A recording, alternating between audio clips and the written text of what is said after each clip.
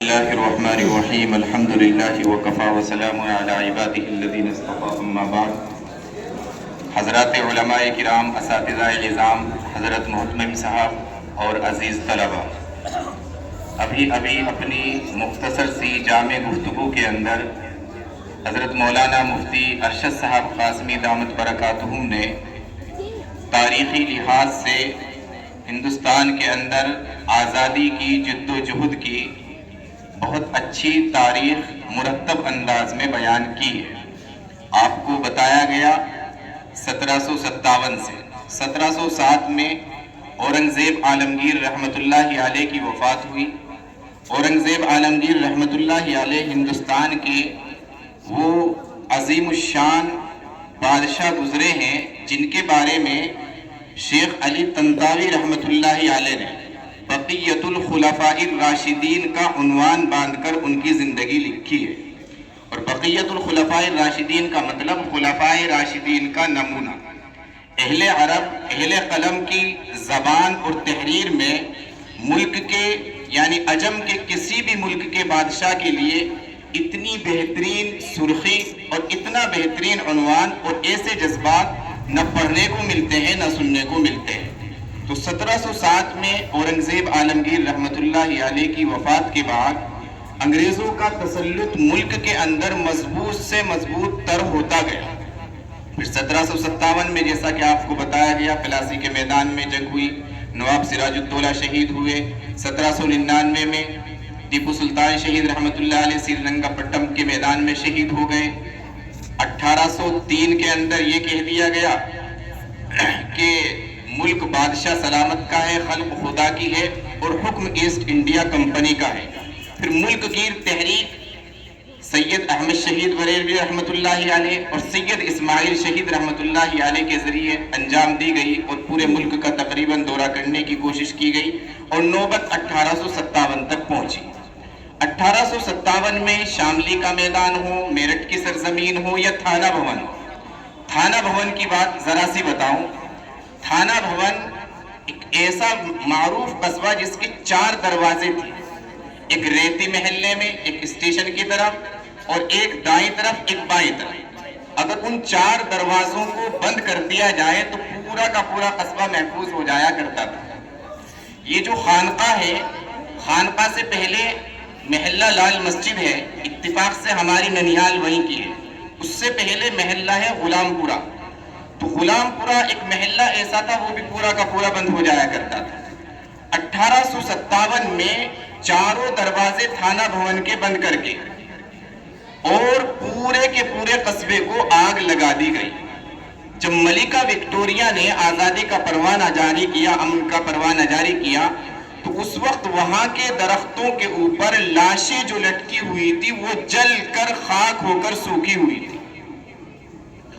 اور علماء دیوبند کی قربانیاں تو ملک کی آزادی میں ایسی ہیں کہ ان کی قربانیوں کے بغیر نہ جد و جہد آزادی کی تاریخ شروع ہوتی ہے اور نہ ختم ہوتی ہے۔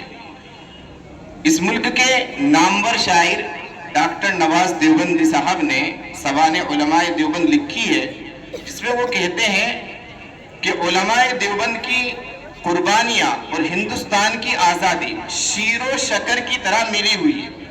جیسے دودھ اور چینی مل جاتے ہیں، اب دودھ کو آپ چینی سے، چینی کو دودھ سے الگ نہیں کر سکتے، شیر و شکر ایک دوسرے سے الگ نہیں ہو سکتے۔ ہندوستان کے علماء کی قربانیاں اور یہاں کی آزادی کی تاریخ ایک دوسرے سے الگ نہیں ہو سکتی۔ شیخ الہند رحمۃ اللہ علیہ کے بارے میں انگریز افسروں کے بڑے بڑے تبصرے ہیں کہ اس شخص کے اندر انگریزوں کی شدت سے اتنی نفرت پائی جاتی ہے کہ اگر اس کو مار کر ٹکڑے ٹکڑے کر دیے جائیں تو ہر ٹکڑے سے انگریزوں سے عداوت کی بو آئے گی۔ یہ شیخ الہند رحمۃ اللہ علیہ تھے جنہوں نے تحریک ریشمی رومال چلائی تھی، اور اگر اس شخص کو جلا کر خاک کر دیا جائے تو جو دھواں اٹھے گا اس سے بھی انگریزوں کی عداوت اور دشمنی کی بو آئے گی۔ ادھر حضرت مولانا قاسم نانوتوی رحمۃ اللہ علیہ جب ان کے خلاف گرفتاری کے وارنٹ جاری ہوئے تو روپوش ہوئے، اور چھتہ مسجد کے اندر آپ تشریف فرما ہیں اور آپ کی تفتیش کے لیے، تحقیق کے لیے، چھانبین کے لیے پولیس والے آتے ہیں تو آپ انہی سے پوچھ لیتے ہیں کہ قاسم نانوتوی کہاں ہے، محمد قاسم کہاں ہے، تو آپ تھوڑا سا ایک طرف کو ہوتے ہیں اور فرماتے ہیں ابھی تو قاسم یہی تھے، بات کی بات ہو گئی اور ان سے جان بھی بچ گئی، اور 3 دن آپ روپوش ہوئے، 3 دن روپوش ہونے کے بعد پھر بالکل سامنے آ گئے۔ اب جو بات آپ سے پوچھی گئی، آپ نے جواب دیا، وہ بہت توجہ سے سننے کی ہے۔ حضرت مولانا قاسم نانوتوی رحمۃ اللہ علیہ سے پوچھا گیا، حضرت ابھی آپ کی گرفتاری کے وارنٹ ہے، آپ کو تلاش کیا جا رہا ہے، آپ کو پکڑ لیا جائے گا، آپ کیوں سامنے آ گئے؟ تو آپ نے فرمایا کہ میرے نبی محمد عربی صلی اللہ علیہ وسلم سے غار سور کے اندر صرف 3 ہی دن روپوش ہونا ثابت ہے، میں 3 دن روپوش ہو گیا، اس کے بعد میں سامنے آ گیا۔ حضرت مولانا رشید احمد گنگوہی رحمۃ اللہ علیہ نے مظفر نگر کی جیل میں 6 مہینے کاٹے۔ حافظ زامین شہید رحمۃ اللہ علیہ شہید ہوئے ہیں، حضرت تھانوی رحمۃ اللہ علیہ کے مزار سے تھوڑا پہلے راستے پر ان کی قبر ہے اور ان کا مزار بنا ہوا ہے۔ الغرض اس میں ایک بات اور بس، شیخ الہند رحمۃ اللہ علیہ نے مالٹا کی جیل کاٹی، شیخ الاسلام حضرت مولانا حسین احمد مدنی رحمۃ اللہ علیہ آپ کے ساتھ رہے، تو جو کچھ ان پہ بیتی ہے وہ تو بہت کچھ ہے۔ آپ اسیران مالٹا پڑھیں اور ہندوستان کی آزادی کی تاریخ ہمارے طلباء کو پڑھنی چاہیے اور یاد رکھنی چاہیے۔ اس میں جو ایک بات خاص طور سے طلباء سے متعلق ہے وہ یہ ہے کہ شیخ الہند رحمۃ اللہ علیہ مالٹا کی جیل میں سردی کے موسم میں تہجد بھی پڑھا کرتے تھے، اور ان کے باوفا شاگرد حضرت مولانا حسین احمد مدنی رحمۃ اللہ علیہ اس وقت پانی گرم کرنے کا کوئی انتظام باہر نہیں تھا، جیل میں کہاں سے ہوتا، لوٹے میں پانی بھرتے، اس کو اپنے پیٹ سے چپکا لیتے اور رات بھر اسے پیٹ سے لگا کے رکھتے، پیٹ کی تپش سے جو حرارت پانی میں آتی، اس گرم کیے ہوئے حرارت سے پانی کو تہجد کے وقت اپنے استاد محترم کو پیش کر دیا کرتے۔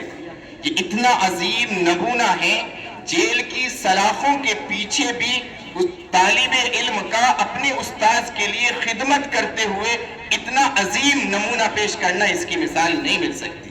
الغرض ہندوستان کی آزادی کے لیے ہمارے بزرگوں کی، ہمارے اسلاف کی اور ہمارے خاص طور سے علماء دیوبند کی وہ قربانیاں ہیں جو سنہرے حروف سے تاریخ کے اوراق پر لکھی ہوئی ہیں، جنہیں نہ بھلایا جا سکتا، جنہیں نہ مٹایا جا سکتا۔ یوم آزادی 15 اگست 1947 یوم آزادی اس لیے کہا جاتا ہے کہ 1857 کے بعد مشترکہ کوششوں سے 1947 15 اگست کو ملک آزاد ہو گیا، پھر 1950 26 جنوری کو ملک کے اندر باضابطہ طور پر دستور، جمہوری دستور نافذ کر دیا گیا، اور جس کی مدت بھی آپ کو بتائی گئی۔